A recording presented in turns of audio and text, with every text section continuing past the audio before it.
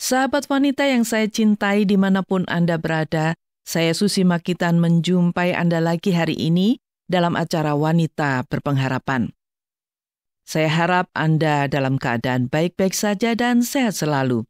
Hari ini kembali Wanita Berpengharapan akan memberi wawasan kesehatan kepada Anda dan kali ini mengenai penyebab mimisan pada anak.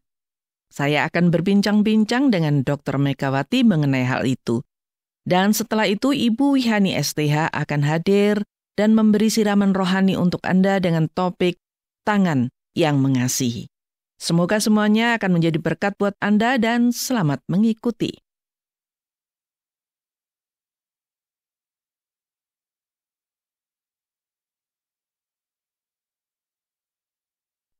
Saudara, mimisan adalah gangguan kesehatan pada balita yang sering sekali terjadi. Dan pada umumnya orang tua tidak memandangnya sebagai gangguan kesehatan yang serius. Tetapi mimisan juga harus diwaspadai oleh orang tua karena mimisan bisa merupakan sebuah tanda atau satu penyakit yang serius. Nah, untuk mengetahui tentang mimisan pada anak, terutama penyebabnya, kita akan berbincang-bincang dengan Dr. Megawati mengenai penyebab mimisan pada anak dan bagaimana mengatasinya. Dan Dr. Megawati sudah berada bersama-sama dengan saya saat ini di studio. Apa kabar, Dok? Kabarnya selalu baik. Selalu sehat, selalu baik. Wah. Ya. Dok, hari ini kita berbicara soal mimisan pada anak balita ya. Ya. Nah, bila anak balita itu mimisan, apa yang terjadi pada hidungnya? Gitu. Namanya mimisan itu berarti ada perdarahan dari hidung. Dari hidung ya. Bisa satu atau kedua lubang hidung selama beberapa detik sampai 10 menit. Nah, ya itu namanya mimisan. Mimisan ya, gitu ya. Bisa satu lubang aja, bisa dua-duanya ya, Dok ya. Nah, ini penyebabnya apa kalau pada anak balita ini? Jadi begini, kan ada faktor resikonya nih. Anak-anak balita itu untuk faktor resikonya sangat tinggi. Nah, penyebabnya itu adalah dinding dalam hidung. Jadi dinding di dalam hidung itu penuh dengan pembuluh darah yang halus. Letaknya itu dekat dengan lapisan kulit sehingga mudah rusak. Jadi seperti ini ya, mimisan itu bisa karena proses buang ingus yang terlalu kencang, mengorek hidung, melukai gitu ya. Karena udara kering dan dingin, atau ada bentuk hidung yang bengkok, ada sinusitis akut, ada iritasi karena kuman, bisa cedera, hidungnya cedera, ada tumor juga bisa. Nah, itu semua kenapa kok mudah mimisan? Karena pembuluh darahnya yang isinya darah itu letaknya dekat lapisan kulit. Lapisan kulit di dalam hidung. Di dalam hidung iya. Itu ya. Jadi itu kalau dikorek-korek terlalu ini bisa juga langsung berdarah gitu ya. Jadi itu karena tadi penyebabnya. Ingus terlalu kencang itu juga bisa. Bentuk udara dingin tadi kering dan dingin itu juga bisa ya. Kenapa bisa begitu? Karena kering pembuluh darahnya pecah. Iya, pembuluh darahnya itu di permukaan kulit dan dia halus-halus, jadi lebih gampang pecah iya. Gitu. Sinusitis juga, iritasi karena kuman, cedera hidung, atau juga operasi hidung, ada tumor hidung, atau juga ada hemofili. Hemofili itu penyakit yang pembekuan darahnya kurang, tidak bisa membeku. Tidak bisa, jadi mengalir terus gitu ya, Dok. Itu juga bisa mimisan, ya. Nah, apakah mimisan pada anak balita itu juga menjadi tanda satu penyakit? Tadi dokter sudah sebutkan itu, misalnya tumor atau itu. Bisa jadi menjadi tanda satu penyakit gitu. Iya. Apa saja penyakit apa saja? Kalau anak ini misalnya mimisan sudah terlalu sering itu, bisa dikatakan itu merupakan satu tanda penyakit, Dok? Ya itu. Misalnya hemofilia atau darah yang sulit membeku. Bisa juga demam berdarah. Demam berdarah itu tanda-tandanya mimisan. Tapi bukan hanya mimisan loh ya, masih ditambah dengan tanda-tanda yang lain. Atau ada tumor, bisa. Nah, ini penyakit apa saja yang ditandai dengan mimisan ini pada anak tadi? Iya, itu tumor, hemofilia, sinusitis juga bisa ya. Kalau penyakit kanker darah pada anak-anak bisa nggak ditandai dengan mimisan? Bisa juga ya. Gitu ya. Jadi orang tua juga perlu waspada ya, karena mimisan ternyata bisa merupakan tanda dari jadi bisa tanda dari satu penyakit, bisa bukan ya, hanya pembuluh darahnya pembuluh darah pecah seperti gitu karena buang ingus terlalu kencang tadi atau ngorek-ngorek hidung. Anak-anak kan suka gitu ngupil ya. Jadi begitu. Jadi mimisan yang bagaimana yang harus diwaspadai oleh orang tua dan harus segera membawanya ke dokter, Dok? Nah, ini yang penting. mimisan jadi berbahaya apabila mimisannya itu lebih dari 30 menit. Lebih dari setengah jam ya? Jadi tidak berhenti-berhenti. setengah Sebenarnya kalau jam mimisan tidak itu, berhenti-berhenti. mimisan itu biasanya 10 menit saja sudah berhenti harusnya. Atau yang kedua, volume darah banyak. Jadi mimisannya itu tidak cuma sedikit tapi banyak sampai menggumpal gitu. Iya. Ada ya, Dok ya? Kalau menggumpal malah biasanya berhenti, Bu Susi. Ini enggak menggumpal. Jadi mengalir sampai gitu. mengalir banyak. Itu yang bahaya itu ya, tanda-tanda penyakit gitu. Itu yang lain. Atau sering mimisen. Jadi bahaya bila ada mimisen habis selesai operasi di daerah hidung. Nah, kalau itu bahaya. Ya? Atau anak-anak usia 2 tahun kalau mimisen ini lebih bahaya. Jadi untuk lebih umur bahaya? Ya karena anak-anak seperti itu kemungkinan dia menderita penyakit yang lain. Yang bahaya tuh seperti itu. Atau dia kehilangan banyak darah. Apabila mimisen disertai ada demam atau ruam, itu juga bahaya. Ya seperti tadi saya katakan, bisa-bisa demam berdarah ya. Karena ada ruam, ada demam. Ada demam. Jadi itu yang harus diwaspadai dan segera ke dokter. Atau mimisan dengan disertai oleh kesulitan bernafas. Mungkin penuh dengan darah sehingga dia tidak bisa nafas. Sesak nafas ya. Atau mimisan disertai dengan muntah darah. Nah, itu juga harus diwaspadai. Waspadai ya, Dok ya. Nah, kalau untuk mengatasi itu mimisan dengan baik itu bagaimana? Misalnya mimisan yang sekedar dia korek-korek hidung atau mungkin karena udara, itu bagaimana cara mengatasinya, Dok? Yang pertama adalah duduk tegak, tidak boleh berbaring. Kalau orang zaman dulu ditidurkan. Nah, ditidurkan ini takutnya darah yang keluar di mimisan itu tadi tidak keluar tapi masuk ke dalam ditelan. Kalau ditelan dia akan memicu anak itu untuk muntah. Ya benar. Muntah terus muntahnya darah. Lah, nanti orang tambah panik ya. Jadi duduk tegak, condong ke depan. Kepala ini ditundukkan ke depan. Terus setelah itu ibu jari dan telunjuk memencet hidung sekitar 10 menit. Pembuluh darahnya hanya ada di permukaan sehingga kalau dipencet kemungkinan untuk berhenti itu lebih besar. Ya, jadi pembuluh darahnya dipencet itu dia akan berhenti. Iya. Nah, setelah itu kompres dingin pada pangkal hidung ini dikompres dingin. Jadi mimisan selama dia tidak lebih dari 10 menit anaknya disuruh duduk. Terus kepalanya ke depan, keluar, setelah itu dipencet dan berhenti, sudah itu baik. Itu penanganannya. Penanganannya ya. Beda lagi kalau misalnya sudah dipencet sudah 10 menit lebih tidak berhenti. Ya, langsung ke dokter itu langsung ke dokter atau ke UGD. Nah ini, Dok, untuk mencegah ya, misalnya orang tua udah tahu, ini anak ini kalau dalam udara yang dingin kering dia akan mimisen. Nah ini mencegahnya bagaimana? Ya nomor 1 ya jangan mengorek hidung. Gitu ya. Kalau udara dingin itu sebenarnya ya dia memang ada perdarahan. Tapi kalau tidak kita sisihkan dia tidak keluar darahnya. Kan terus apalagi dikorek-korek pucak-pucak hidungnya pasti keluar ya. Kadang-kadang disisihkan terus jadi keluar darah. Setahu saya seperti itu. Didiamkan saja sebenarnya nggak apa-apa. Cuma kan memang risih anaknya ya. Lalu dikorek-korek lalu dikeluarin gitu ya. Iya. Terus yang kedua itu kalau bisa ya jauhi pengidap flu. Kalau untuk anak-anak ini ya, kan untuk mencegah anak mimisan. Kalau ada pengidap flu jangan deket-deket supaya tidak sakit sekalian. Lah kalau sakit nanti buang ingusnya terlalu kencang, mimisen gitu ya. Iya, gitu. Loh. Hanya seperti itu saja sebenarnya. Terus untuk kalau sudah berhenti, misalnya mimisen, jangan terus buang ingus sembarangan atau dikorek-korek lagi. Bisa keluar lagi ya. Iya. Gitu ya, Dok ya. Baik, Dok, terima kasih banyak untuk wawasan mengenai mimisan pada anak balita ini. Sampai jumpa di program berikutnya ya, Dok ya. Iya, sampai jumpa Bu Susi.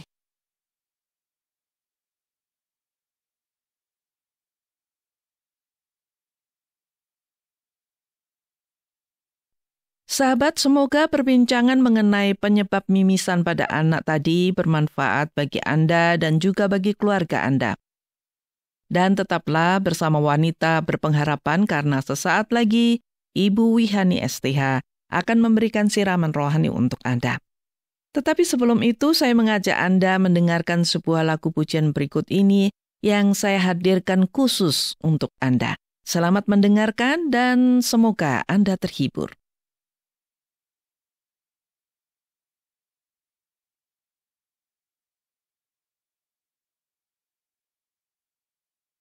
Sahabat wanita berpengharapan, saya Wihani senang bersama Anda tentunya pada kesempatan yang indah ini.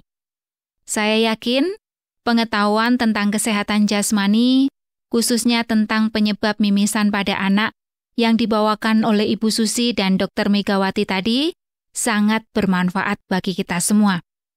Nah, sekarang jiwa kita pun membutuhkan kesehatan tentunya. Kali ini, saya akan membagikan renungan buat kita semua dengan topik tangan yang mengasihi. Sahabat, baru-baru ini media sosial memuat sebuah video seorang ibu yang menyiksa kedua anak kembarnya yang masih berusia 6 bulan.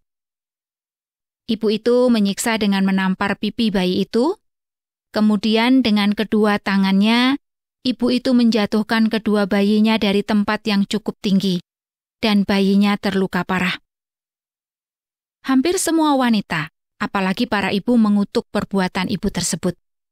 Bahkan ada yang menangis saat menyaksikan video yang mengerikan itu.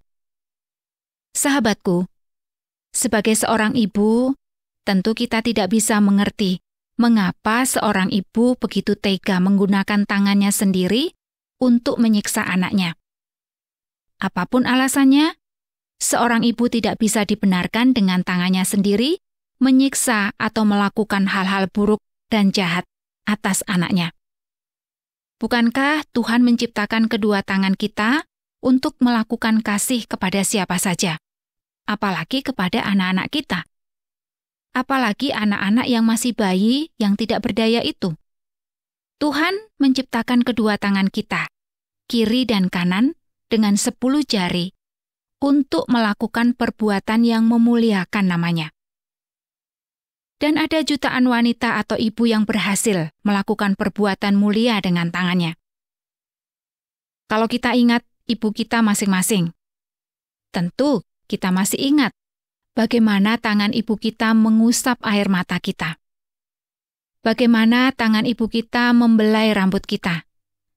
Dan bagaimana kedua tangan ibu kita memeluk kita dengan penuh kasih sayang. Bukan itu saja. Tentu kita masih ingat pula bagaimana tangan ibu kita mengenyangkan perut kita dengan membuat makanan dan minuman yang kita butuhkan. Oleh sebab itu, kita tidak bisa mengerti mengapa banyak juga wanita yang menggunakan tangannya untuk melakukan kejahatan, apalagi menyiksa anaknya sendiri. Sayang sekali, kalau ada banyak wanita tidak menggunakan tangannya untuk mengasihi, tetapi sebaliknya melampiaskan kebencian dan dendam. Sahabat, walaupun tangan manusia diciptakan untuk melakukan kebaikan, namun bisa saja tangan manusia melakukan yang sebaliknya. Ada banyak alasan mengapa orang menggunakan tangannya untuk melakukan hal yang buruk atau kejahatan. Wanita yang sedang stres dan tidak dapat mengontrol emosinya, tentu bisa saja melampiaskan kemarahannya kepada anak-anaknya. Wanita bisa saja dengan sengaja ingin melukai orang atau anaknya sendiri karena ingin membalas dendam. Banyak wanita yang dendam kepada suaminya, tetapi dendam itu akhirnya dilampiaskan kepada anak-anaknya. Lalu, mereka menyiksa anak-anak mereka dengan tangannya sendiri. Ada pula wanita yang dendam kepada suami, lalu tega membunuh wanita lain dengan tangannya sendiri. Anda mungkin bisa menemukan banyak kasus tentang kekejaman tangan wanita. Akhir-akhir ini kita juga membaca atau mendengar bagaimana seorang ibu tega melakukan penganiayaan terhadap buah hatinya sendiri, dan itu membuat kita miris dan khawatir. Sahabat, sebagai wanita atau ibu, tentu kita tidak ingin melakukan kejahatan dengan tangan kita. Tetapi kita perlu terus waspada, karena bisa saja kita lengah dan terbawa emosi kita sendiri, dan kita akhirnya melakukan kekerasan atau hal yang tidak baik dengan tangan kita. Ingatlah perintah utama Tuhan Yesus yang harus kita lakukan dalam hidup ini, yaitu kasihilah sesamamu manusia seperti dirimu sendiri. Perintah ini tertulis dalam kitab Injil. Kalau dalam kitab Injil Markus, Anda bisa membacanya pada pasal yang ke-12 ayat yang ke-30. Bila kita ingin taat kepada perintah utama ini dan ingin melakukannya, maka Tuhan akan selalu membimbing kita dan menolong kita untuk melakukan perintahnya itu. Dan bila kita terus melakukan perintah itu, maka kita akan dijauhkan dari segala keinginan jahat. Sahabat, bila tangan kita melakukan kekerasan atau perbuatan buruk, maka sebenarnya bukan tangan kita yang salah, tetapi hati kitalah yang tidak memiliki kasih, sehingga kita tidak ingin melakukan perintah Tuhan yang utama itu. Hati kita yang memiliki kuasa memerintah diri kita, memerintah semua organ tubuh kita, termasuk tangan-tangan kita. Bila dalam hati kita tidak ada kasih, maka bisa saja hati kita menggunakan tangan kita untuk melakukan kejahatan yang bertentangan dengan kehendak Tuhan. Bila di hati kita tidak ada kasih, maka tangan-tangan kita bisa saja melakukan kekerasan dan hal-hal buruk yang tidak memuliakan Tuhan dan merugikan atau menyusahkan orang lain. Tangan bisa melakukan perbuatan kasih, tetapi juga bisa melakukan perbuatan jahat. Sahabat, ingatlah, tangan kita diciptakan untuk mengasihi, untuk melakukan kasih. Kasih itu apa? Kasih itu sabar, kasih itu murah hati, ia tidak cemburu, kasih tidak memegahkan diri dan tidak sombong. Kasih tidak melakukan yang tidak sopan dan tidak mencari keuntungan diri sendiri. Kasih tidak pemarah dan tidak menyimpan kesalahan orang lain. Kasih tidak bersukacita karena ketidakadilan, tetapi karena kebenaran. Kasih menutupi segala sesuatu, percaya segala sesuatu, mengharapkan segala sesuatu, sabar menanggung segala sesuatu. Kita bisa membaca firman Tuhan ini dalam surat 1 Korintus pasal 13 ayat yang keempat. Jadi sahabat, bila dalam hati kita ada kasih, dan kita tahu bagaimana menggunakan tangan kita untuk mengasihi. Kalau kita sabar, maka tangan kita akan menunjukkan kesabaran. Bila kita murah hati, maka tangan kita juga akan banyak memberi dan sebagainya. Mari sahabat, kita menggunakan tangan-tangan kita hanya untuk mengasihi, agar tangan-tangan kita memuliakan Tuhan dan menghasilkan karya yang menyenangkan orang lain dan memuliakan Tuhan. Tuhan akan selalu memberkati tangan kita bila hati kita selalu ada kasih. Tuhan akan selalu menolong tangan kita untuk mengasihi sesama kita. Mulailah mengendalikan tangan Anda dan perintahkan tangan Anda hanya untuk melakukan kasih. Tuhan memberkati Anda dimanapun Anda berada. Amin.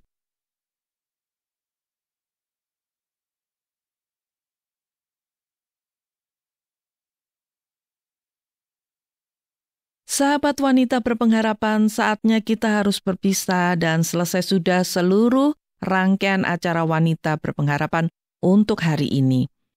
Semoga seluruh sajian kami hari ini bermanfaat buat Anda, kaum perempuan yang dikasihi dan disayangi oleh Tuhan.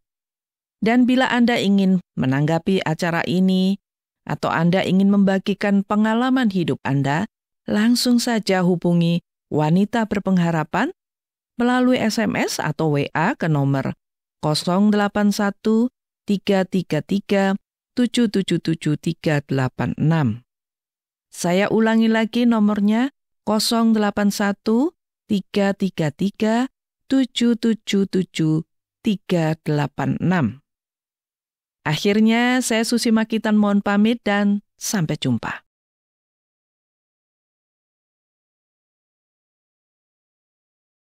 Terima kasih Anda sudah mengikuti program kami. Jika Anda diberkati, jangan lupa like, komen, dan share supaya Anda tidak ketinggalan setiap program terbaru kami. Jangan lupa juga untuk subscribe channelnya dan nyalakan loncengnya. Jika Anda ingin mendukung pelayanan kami, bisa melalui rekening kami berikut ini atau menghubungi kami di sini.